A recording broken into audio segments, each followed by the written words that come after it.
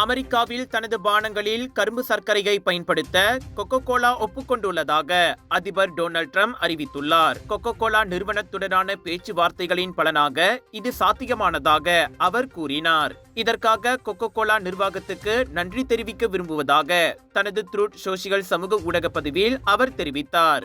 இந்நிலையில் கரும்பு சர்க்கரை கலக்கப்பட்ட கொக்கோ கோலாவின் புதிய தயாரிப்புகள் குறித்து விரைவில் அறிவிப்போம் என அந்நிறுவனம் கூறியது. அமெரிக்க சந்தைக்காக தயாரிக்கப்படும் கொக்கோ கோலா பானங்கள் பொதுவாக கோன் சிரப் எனப்படும் சோள சர்க்கரை நீரால் சுவையூட்டப்படுகின்றன.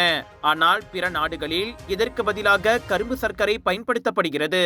இந்நிலையில் ட்ரம்ப் நிர்வாகத்தின் MAHA எனப்படும் மேக் அமெரிக்கா ஹெல்தி அகெயின், அதாவது அமெரிக்காவை மீண்டும் ஆரோக்கியமாக்குவோம் திட்டத்தின் ஒரு பகுதியாக கொக்கோ கோலா நிறுவனத்துடன் இப்பேச்சுவார்த்தை நடத்தப்பட்டுள்ளது.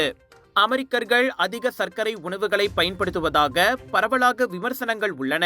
குறிப்பாக சோள சர்க்கரையின் அதிக பயன்பாடு சிறார்கள் மத்தியில் உடல் பருமன் உள்ளிட்ட பிரச்சனைகளை ஏற்படுத்துவதாக கூறப்படுகிறது.